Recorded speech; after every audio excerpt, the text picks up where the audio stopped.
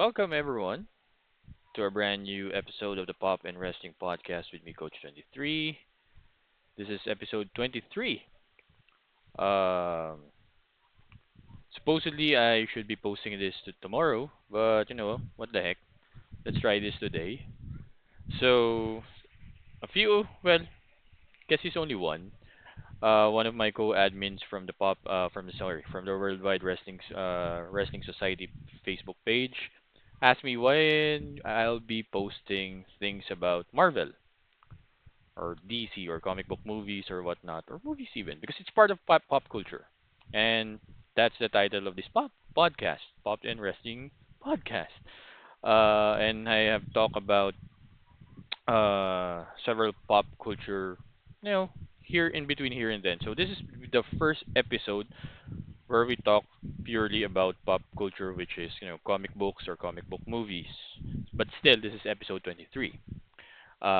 So here we're going to talk about it. So as you can see on my background page, that I have a lot of comic book characters. You can see Superman, Batman, Spider-Man, Daredevil, Cyborg, Wonder Woman, uh, Deathstroke, The Punisher, Hulk, Colossus, Captain America. I believe that's Galactus and Darkseid. Between Dark Phoenix is there, Green Lantern is there, Starfire, Wolverine, Raven from Teen Titans are there. This background is actually an anniversary cover from the Marvel versus DC uh, graphic novel or comic books or storyline that was published mid 90s, 1995 or 1996, I believe. Uh, I lost my original comic books back then, but I was able to purchase a graphic novel about those. So that's the compilation of the four series story arc for this one. But, like any fan, I was just a reader when I was a kid growing up. Uh, Frankly, honestly, I was able to speak, read in English because of comic books instead of, your normal textbooks. But eventually I was able to find stories from textbooks that are really really really cool as well. But I started learning fast because I believe when I was in the first or second grade, my grades in in English was around like 78, 79, 80. I believe the highest was 81 for a quarter.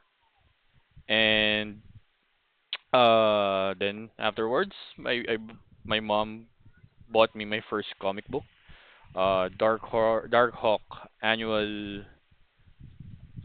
#1. The cover is Darkhawk and Iron Man. I don't know. I found it cool back then. I didn't know who Darkhawk was. He's a cool comic book character. He's one of my, dark horse, no pun intended, favorite in terms of comic book because, uh, long story short for Darkhawk, he found this character, Chris Powell, found an amulet that once he like presses it or like concentrates, he becomes Darkhawk. Darkhawk is like an alien sentient being that has an armor and shoots beams, have claws, have gliders. He's a badass for me. But he wasn't really that popular. They tried making him like a Spider-Man at the time because Spider-Man was starting to get older, married to Mary Jane, and got more serious storylines. So they Marvel believed that they need like a teenager again to be a superhero, and Darkhawk was created. But long story short, that was it. Yeah. So comic book has been a passion, has been a part of my life, even before I got married, even before I got kids, even before I had like siblings. And then my aunts, my mom, they bought me a lot every month, I believe. And I lost most of those comic books. It sucks. It really, really sucks. That's why when I found out that I was going to be a father way back 2007, 2008, decided to go back reading comic books because I stopped around 1997, 1998, I found comic books kind of starting to get lame, or maybe because I was already a teenager at the time. Uh, Last great storyline that I've read was, the Nightfall saga from Batman when Bane got, was introduced, broke his back. Death of Superman was around early 90s, 1992, 1993, I believe. He came back with long hair and with the reign of Superman, Cyborg Superman, Steel, Superboy, and Eradicator. Then they made Superman like, a lightning, a form of energy. So at that time it was like, superhero. Even Marvel's last great storyline during the latter part of the 90s was Age of Apocalypse from X-Men. When if you saw Deadpool and Wolverine, there's a character from the Age of Apocalypse saga was there. The one-handed Wolverine. That's part of it. Weapon X. So that was the last great storyline from Marvel. And I'm like, okay, storytelling is kind of, starting to get lame. Or maybe like I said, I was already a teenager. So what I did, well, I stopped reading. And yeah, then afterwards, after a few years, maybe 10 years to the time that I stopped reading, um, I came across with a DC storyline. For DC, I believe it was Infinite Crisis. It's like the third sequel from second sequel, yeah, part three from the Crisis on Infinite Earths storyline way back in the 80s. I've read Batman Hush that introduces a new great villain for Batman. Someone who can, outwit him, play mind games to him, which, it's already a difficult thing to do for against Batman. And on the Marvel side, I have read or, browsed around on Civil War and the death of Captain America. So those story got me back when reading comics, and now I have like a bunch. I have like 100 graphic novels. I The one that's, on top of this underneath this laptop is like a couch that, has a storage, and these are my DC. Might show it some other time. Downstairs, it's all a Marvel graphic novels and comic books. So I have a lot. Now, the thing is, the story for this one, it's not more on, yeah, this is the introduction for the pop culture for comic, because I guess we will be talking about this a lot of times, most of the times as well. I might do like two episodes of the Pop and Wrestling podcast a day. One is for wrestling, and the other one is for pop culture. And somebody even requested Batang Quiapo, so we might do that as well.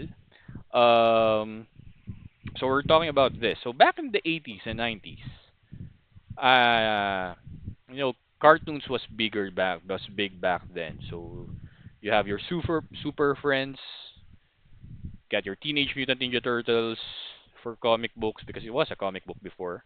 It was an animation. Uh, then of course, early 90s you have your Batman the animated series, the Bruce team animation. You got X-Men, the first original X-Men animated series as well, before X-Men 97 came out earlier this year. And at the time, you were as a fan, I was like, oh, I hope that Marvel, because back then the only live action movie back then from DC, or yeah, it was DC Comics with Superman and Batman. I remember the first movie I've ever seen in my life, around 1986, 87, or 88, was Superman 4. That was the first movie I've seen in a theater. So it was awesome. So that's why when people ask me who's the greatest Superman of all time, I always say Christopher Reeves, because Christopher Reeve was like, there was this um quote when he passed away that Christopher Reeves was the man who made you believe that a man can fly because of, the CGI or special effects back then. And, the way he acted as Clark Kent and Superman at the same time. Of course, back then, if you see or watch those movies right now, you said, ah, those graphics are, not so good. And that's true. Uh, I still believe that one of the best, or right now so far, the best Superman movie I've seen is, Man of Steel. Why? Because that was right, like straight out from the comic books. The way he fought Zod, buildings are crashing. It was like Dragon Ball Z. It was the ultimate Superman movie, if there's one. But although, yeah, Henry Cavill's Superman was like an extension of Tom Wellick's Smallville Superman, it's different still. Then you have your Batman. Batman was supposed to be campy, the Adam West, rest in peace, and Burt Ward Batman, where the first Batman movie I've seen was like he was running with a bomb in his hand and just throw it at the ocean. He was really running.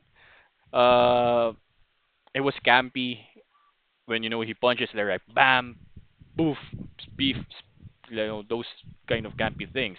Until Tim Burton started, making Batman a darker character because at the time, around late 80s, even yeah, 87, 89 was Batman. So late 80s, The Dark Knight Return was written by Frank Miller, and so was, I believe, Year One. So those are really dark storylines in terms of, a Batman story. And so they made Batman more goth than darker. I guess when Warner Brothers told, Tim Burton make Batman darker, he thought of, gothic, not Gotham, gothic. So it's like goth, emo Batman, and they even hired at the time Michael Keaton was like a comedic rom-com actor, and then made him serious as, Batman, and it was like still at the time when Batman was produced, he was like, the ultimate superhero for me. That he became like my favorite superhero of all time until now. Um, so those are the live action DC. And even Batman and Superman were like separated from each other. They're like two different franchises within a franchise, which is DC Comics. And then afterwards, in my mind, why is Marvel not doing, superhero movies at all? But that's the thing. Before Marvel was acquired by Disney, Walt Disney Company, they were like an independent, company. And DC Comics was already part of the Warner Brothers umbrella. So they have a corporation backing them out. Marvel doesn't have one. Until the time that, I believe this is the story. You can research it. I could be wrong. But from what I was, my understanding on documentaries I've seen and watched, Marvel was around near bankruptcy during the 90s, so they need money, and they sold like franchises. They tried selling franchises for like movie outfits or company. What I remember and I believed as well was that they were trying to sell the B team, or the B-lister or C-lister, which ironically became now the A-lister for Marvel, Marvel movies, the Avengers. They were trying to sell like Captain America, Iron Man, Thor, Hulk. They considered it like the B-listers, C-listers of Marvel because at the time the most popular like A-listers were like Spider-Man and the X-Men. Fantastic Four was lying around like B and A-listers. Then you have your C-listers, which was like the Avengers. But I believe 20th Century Fox and Sony was the one, or Columbia Pictures were the ones who said, sure, we will buy or purchase movies from you guys or franchises. From Sony, they said we don't want those Captain Americas, the Avengers. We don't want that. We want Spider-Man. Everything Spider-Man. Everything. When I said everything, everything Spider-Man or pertaining to Spider-Man, and they said yes. So they sold it or they sell it to Sony or Columbia Pictures. Then Fox, 20th Century Fox, before they were acquired by Disney a few years back, they were like, we don't want those C-listers, we want X-Men. So they listed like a lot of names. X-Men, everything pertaining to X-Men. Daredevil, I believe Blade was also part of that package. and Hulk was sold to Universal. So they sold those franchises to different movie outfits. But that's the thing. During the time, it's impossible to, combine all those characters to make it in a one movie or in a one universe because different companies own them. Columbia Pictures that's owned by Sony is a different company from Universal and even 20th Century Fox. They cannot merge like company because of egos, business mindset, egos of who will be getting more profit from these franchises. So it's impossible to connect the universes. Fantastic Four was also sold to 20th Century Fox. Maybe those time X-Men and Fantastic Four could be like could be in the same universe, but of course they're like different projects as well. So it's impossible at the time to include or to join them all. Fast forward to mid 2000s, Marvel is also no because yeah, even though Marvel sold those franchises to those studios, they're not reaping the benefits at all unless they create like several storylines. Uh, One particular storyline at the time when Civil War came out was a storyline for Spider-Man Back in Black, which he wore the black suit again. It's not a symbiote anymore, but it's just wearing black. And at the time, Spider-Man 3 came out. So it's like more on the integration now. Okay, do you if the Marvel the Sony folks want Spider-Man to do this, we can integrate this for comic book sales. And at the time, Spider-Man became a popular superhero for Sony, Tobey Maguire.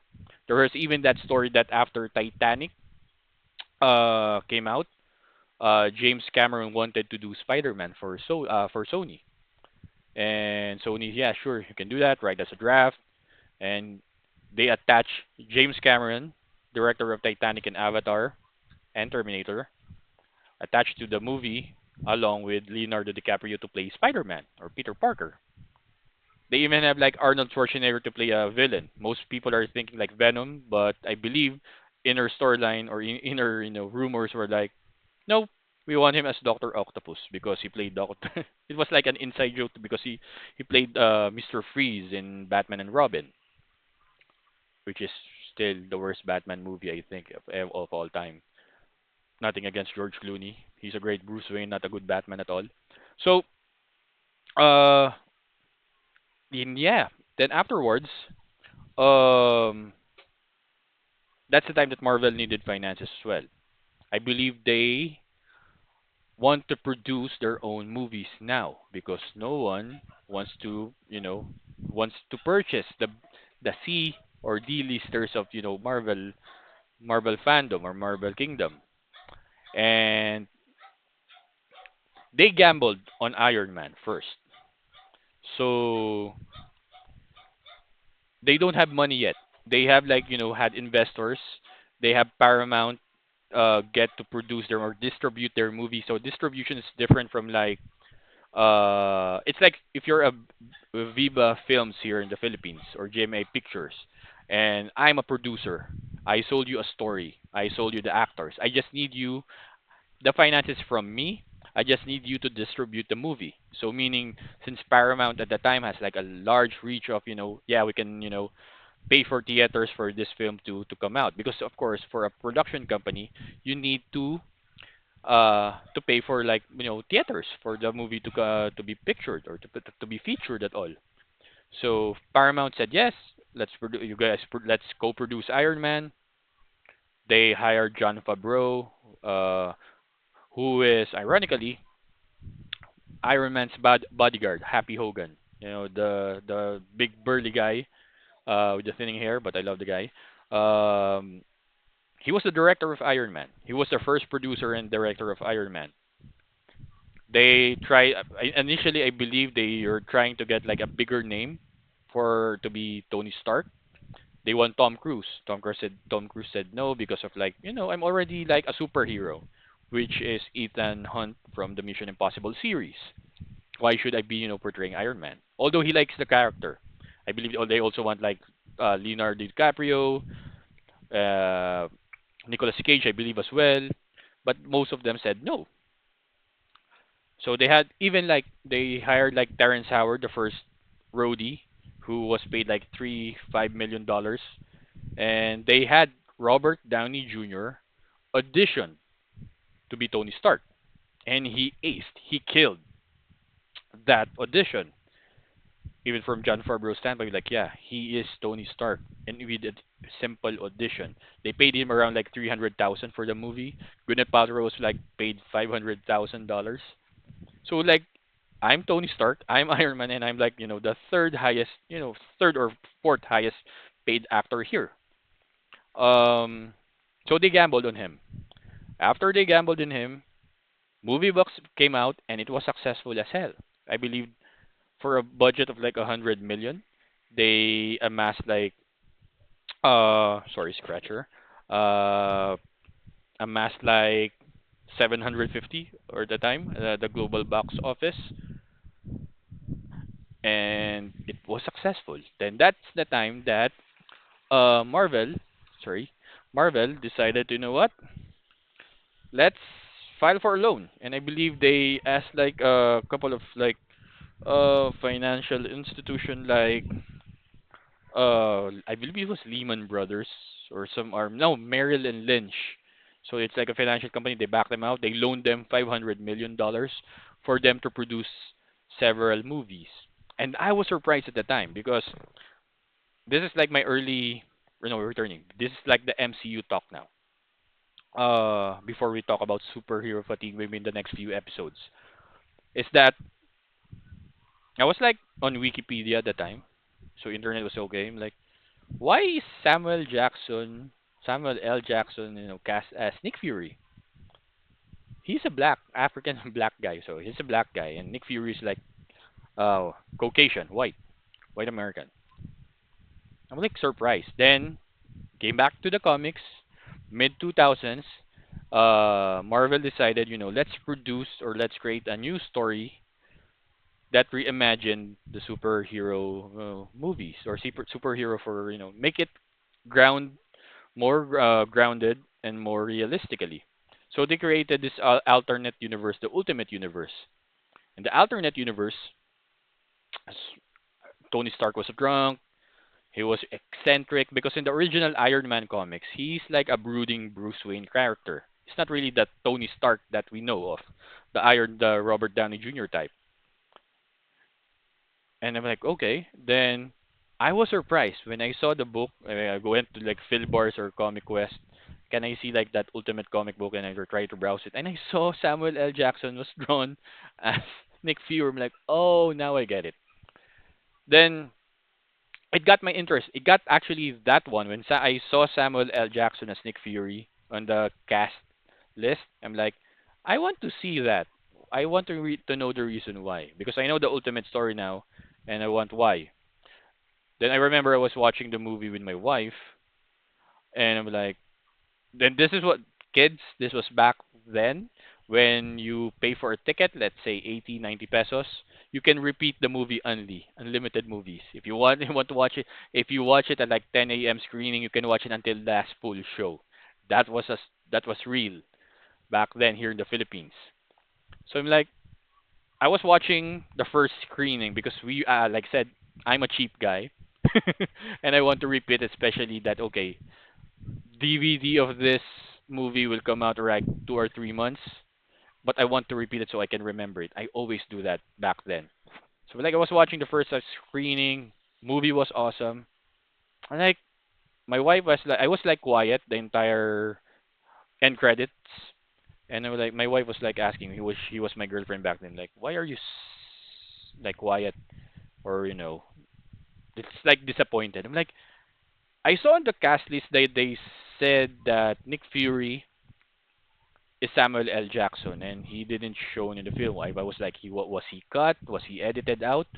Then the first of like end credits came out, which you think you're the only superhero in the world. Then he came out as Nick Fury, director of Shield, wants to talk about the Avengers Initiative, and that blown my mind. That started that trans the transition for that the C-listers, which was the Avengers, became the A-listers all of a sudden. People, Marvel fans became tend to forget. Okay, who was Spider-Man? Who is Spider-Man now? Who is this Fantastic Four? Nobody knew because from that moment on, 2008, when the movie came out for Iron Man 1, they transitioned the C-listers from the comic books and make them to the A-listers. They became the Rolling Stones. They became the Beatles at the time. So I'm like, okay, then you have your Chris Hemsworth as Thor. Fan casting, they wanted Triple H because Triple H looked like Thor in WrestleMania 22 or Conan the Barbarian. I believe it wasn't really in the cards. They want some. They this like interjecting wrestlers as well. People said that they want John Cena because John Cena was like the all American boy and they want him to be Captain America, but that didn't came through. Chris Evans was cast as Captain America, which was fans was asking, what if is he Captain America? He was already Human Torch from the Fantastic Four movies. So we're like, okay, it's casting. And then you got your Black Widow. You got at the time it was forgot what's his name. Ah, shit. Sorry, I forgot his name to be. Yeah, come out. Then it became Mark Ruffalo became Hulk, and all of those characters came out. Then the Avengers movie came out, which was the first phase of the Marvel universe. Nobody even said it was the Infinity Saga. Nobody even mentioned that the Tesseract was like a oh no, the Space Stone. So that became the transition from one phase or one universe. They made it one, and they made it like a long series of movies for like 10 years. Well, piyok. 10 years. So it's like watching like a Supernatural, a Smallville, an Arrow, Superman and Lois, your TV series that you've seen every week for like a continuous story, and it's like a one series became for Marvel. They made all the obscure character. Guardians of the Galaxy was like an obscure team, and they made it like A-listers again. Chris Pratt became like who was like a comedic actor from TV, Parks and Recreation. He was a fat dude. He auditioned. Fun fact about Peter Quill. Uh, the actor who played uh, Ronan the Accuser, Lee Pace, he auditioned for Peter Quill. Zachary Levi from Chuck, or from Shazam, also auditioned as Peter Quill. Chris Pratt auditioned. I believe there was a story that he auditioned. He was really a huge guy because but he was funny. And they hired him because he looks like an obscure character, but then he worked out to get ripped. And when shooting started, we're like, why are you ripped? We hired you because you're fat. And there was body shaming was fine back then. It's not fine now. It wasn't fine back then, but they just took it as it's a laughing value. So they did that, and they were like, okay, they had those like I said, obscure characters and made it like popular. Guardians of the Galaxy, like it's a $1 billion franchise for 3 movies. Avengers, of course. Captain America became a $1 billion franchise. I don't. Yeah, Thor was also big. So, long story short, Marvel was really, really successful at the time that even Disney took notice and like, you know what, we'll buy you. You're no longer an independent company. We'll buy you. And I believe they were purchased by Disney for like 4.5 or 4.8 billion dollars, and that's why Disney owns Marvel now. So, long story short, the first 10 years of the MCU was really, really successful, and it was like a high, especially Avengers Infinity War, then Avengers Endgame. It was really the ultimate high if you're a superhero comic book fan, Marvel fan even, you made it sure. Although we at the time as fans, me as a comic book fan, uh, I was like, I hate you. You're not. You're a bandwagon fan. I have friends who were like, doesn't even know who Captain America is, or probably they know him, but they treat him like a D-lister. And but I've known Captain America since the early '80s, no, mid '90s for me, or mid late '80s for me when I started reading comic books, and I have my Captain America, Sam Wilson here. Ha, next movie, that's it.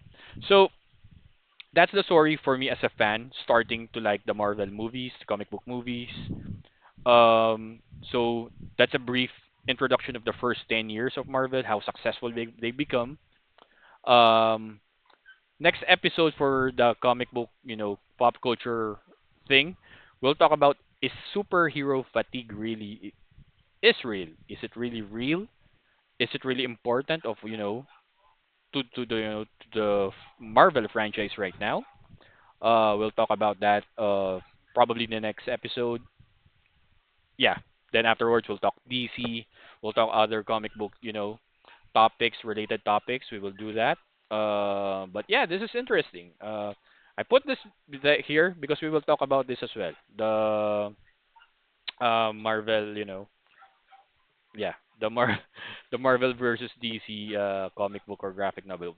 It's an interesting topic as well. So, yeah, that's right. Thank you guys for tuning in, listening out from the here Pop and Wrestling Podcast, episode 23. My favorite number, 23. Why 23? I was born in the 23rd of a month. Michael Jordan's number. Sure, LeBron can use it, can borrow it. Michael Jordan's still the GOAT. But yeah, thank you guys for watching the Pop and Wrestling Podcast, talking about comic books, comic book movies. This is Coach 23 saying goodbye for now. Peace out.